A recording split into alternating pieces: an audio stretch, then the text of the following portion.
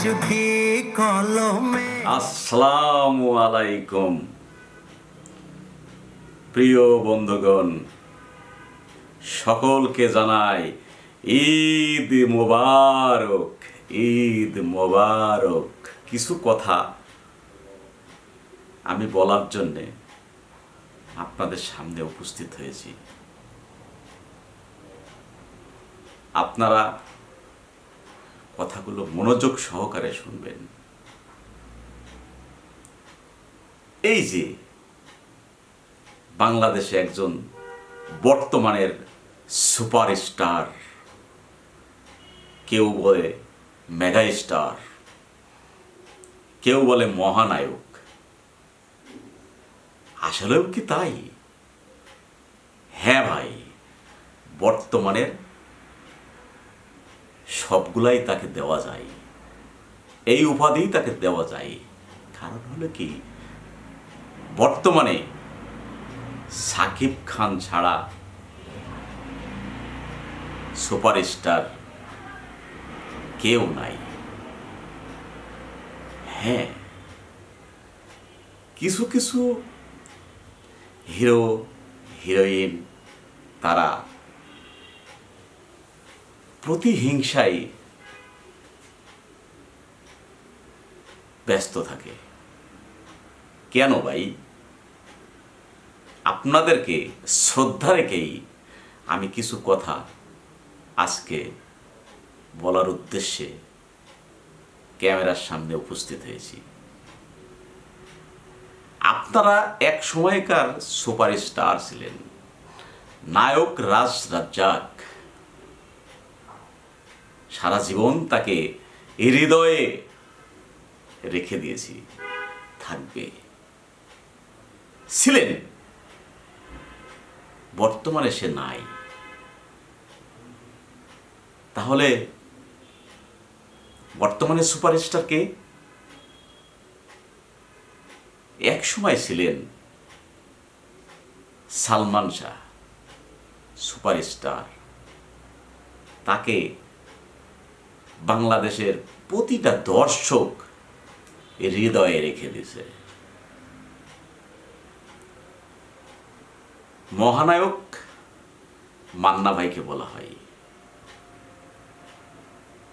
Superstar, mega star, মহানায়ক।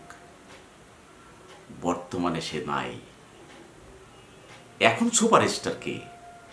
এটা কেন স্বীকার করেন না? স্বীকার করেন। আপনার ভিতরে, আমার ভিতরে যদি প্রতিহিংসা থাকে, সেই দেশ কোনোদিন উন্নতি হতে পারে না, সেই প্রতিষ্ঠান কোনোদিন উন্নতি হতে পারে না। সাকিব স্টার বর্তমানে একটা ব্র্যান্ড। আমার কথাগুলো মনোযোগ সহকারে শুনবেন। সবাই নাম বলতে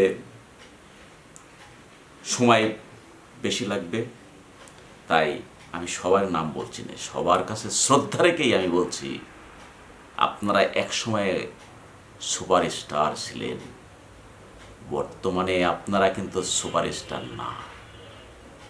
কেন? আপনারা তো এখন ছবি করেন না। কেউ আল্লাহ তাআলা এই পৃথিবী থেকে নিয়ে চলে গেছেন পরকালে। বর্তমানে যে আছে তাকে কিছু করার জন্য উৎসাহ দেবেন। আপনাদের ছোট ভাই, আপনাদের বন্ধু, আপনাদের ভালোবাসার একজন মানুষ, আপনাদেরই সহপাঠী। কেন আপনারা বোঝেন না? বুঝতে শেখেন, তাকে ভালোবাসতে শিখেন। দেখেন না, সে একটার পর একটা যে ছবিগুলো আপনাদের উপহার দিচ্ছে, সেই ছবিগুলো কিন্তু সুপার সুপার হিট হচ্ছে। কেন স্বীকার করেন না? এই প্রতিহিংসা ছেড়ে দেন, এটা আমার অনুরোধ। আমি কারোর নাম বলবো না। যারাই বলছে, যারাই বলার জন্য মনে আগ্রহ করে দর্শকের কাছে ভাইরাল হওয়ার জন্যই হোক আর যেভাবেই হোক না কেন, আপনারা সামনে এসে সাকিব খানকে অনেক কথাই বলছেন, কিন্তু আমি বলি কি, বন্ধ করেন। আপনি তো সুপারস্টার ছিলেন, আপনাকে তো মানিস, আপনি সুপারস্টার ছিলেন। প্রতিহিংসা করেন না। দেখেন, আজ বর্তমান যুগে বর্তমানে আপনাদের বলার আমার এটাই ছিল, আপনারা প্রতিহিংসা করেন না। আপনাদের ছোট ভাই সাকিব খান বর্তমানে শুধু বাংলাদেশের নয়, শুধু বাংলাদেশের নয়, ওপার বাংলা, ভারত এখন যত সুপারস্টার আছে তারাও সাকিব খানের গুণগান করছে। তাদের ভিতরে তো হিংসা নাই। বাংলাদেশের বা ভারতে যেহেতু সে কলকাতা পুরা দখল করে ফেলেছে, যত সুপারস্টার হিরোর আছে তাকে সাকিব খানকেই প্রশংসায় প্রশংসিত করছে। আপনাদের দেশের ছেলে, আপনাদের ছোট ভাই, আপনারা কেন এগুলারে মেনে নিচ্ছেন না? মানতে শেখেন। আপনাকে আমরা সবাই ভালোবাসি, সাকিব খানকেও ভালোবাসি। কেন আপনি দ্বিধাদ্বন্দ্বে জড়িত হবেন? সবার কাছে অনেকে ভালো বলে, অনেকে আপনাকে খারাপও বলে। কেন নেবেন? আপনি তো ভালোবাসার মানুষ, আমাদের ভালোবাসার মানুষ, সারা বাংলাদেশের ভালোবাসার মানুষ। কেন সাকিব খানকে নিয়ে এত কথা বলবেন? কারণ বর্তমানে নাম্বার ওয়ান, বর্তমানে সাকিব খান ওয়ান।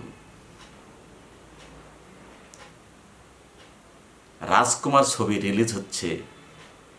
আমি ইউটিউবে একটা ভিডিও দেখলাম, হল মালিক বলছে সাকিব খানের ছবি ছাড়া আমরা হলে চালাবো না, প্রয়োজন বোধে আমরা পুরাতন ছবি চালাবো, হল বন্ধ রাখবো, আমরা অন্য ছবি চালাবো না। তবে হল মালিকদের উদ্দেশ্যেও আমি দু একটা কথা বলি। আপনারা সাকিব খানের সাথে সাথে অন্য যেসব ছবিগুলো রিলিজ হচ্ছে সেগুলোও চালানোর চিন্তাভাবনা মাথার ভিতরে নেন। দেখেন, আপনাদের হল চলবে ইনশাল্লাহ। কেন চলবে না? আর সাকিব খানের ছবি আপনাদের লস হয় না, এটা ঠিক আছে, এটা আমিও মানি। কারণ হলো কি, সারা বাংলাদেশের দর্শক সাকিবের ভক্ত। উপরে একজন বসে আছেন, মহান আল্লাহ তাআলা সুযোগ দিয়েছেন ওনারে, সাকিবকে ভালোবেসে উপরে উঠাইছে। আপনি কেন নিচে নামাইবেন? না, নিচে নামাইতে যাবেন না। আপনি কেন নিচে নামাইতে যাবেন? আপনাকে যেমন ওই সৃষ্টিকর্তা উপরে উঠাইছিলেন, সাকিবকেও উপরে উঠাইছেন। এখন চিন্তা ভাবনা করে দেখেন, সাকিবের ব্রেন আছে, আমি মনে করি বুদ্ধি আছে,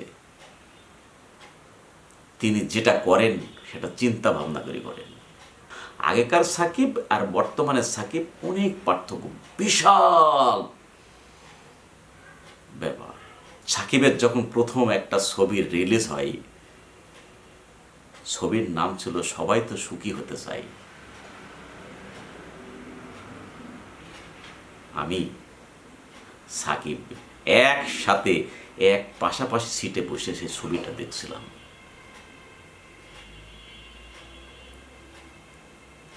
যতটুকু সাকিবকে চিনি, সাকিব ভালো।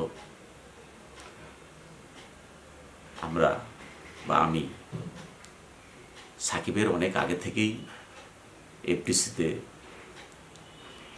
অভিনয় জগতের সাথে নাচের জগতে আমি আছি। সাকিব অবশ্যই আমার জুনিয়র, কিন্তু বর্তমানে অভিনয়ের দিক দিয়ে অনেক সিনিয়র। কেন মানব না? আমি মানি, আমি মন থেকে মানি।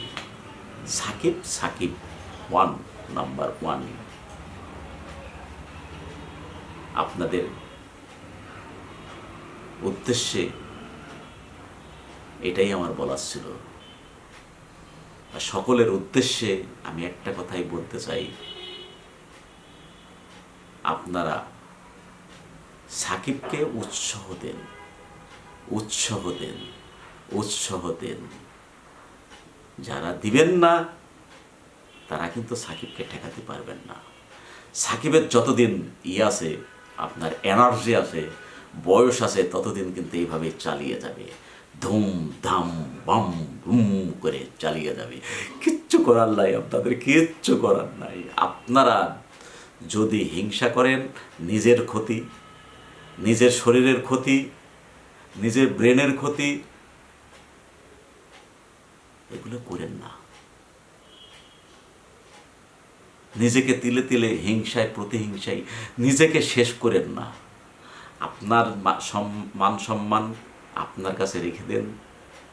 আপনাকে যদি একজন একটা খারাপ কথা বলে, আমি কষ্ট পাই, তার মানে আমি আপনাকেও ভালোবাসি। আমি যাদের উদ্দেশ্যে বলছি তারা কিন্তু বুঝতে পারছেন, আপনারা অনেক সম্মানী ব্যক্তি। বাংলা চলচ্চিত্রের আপনারাও কিং ছিলেন একদিন, বর্তমানে নাই, তবে মনের কোঠায় আপনি কিংকি রয়ে গেছেন। ওই কিংকি থাকবেন, সারা জীবন থাকবেন, যতদিন এই পৃথিবী থাকবে। তাই আপনাদের উদ্দেশ্যে বলছি, আপনারা এগুলো ছেড়ে দেন, ভালোভাবে কথা বলুন, সাপোর্ট করুন, তাকে উপদেশ দেন, খারাপ কিছু বলবেন না। ভালো থাকেন, সুস্থ থাকেন, সাকিবকে সাকিবের মতন চলতে দেন। সে একজন ব্র্যান্ডের মতনই থাকবে, কিংকি থাকবে, মহানায়ক।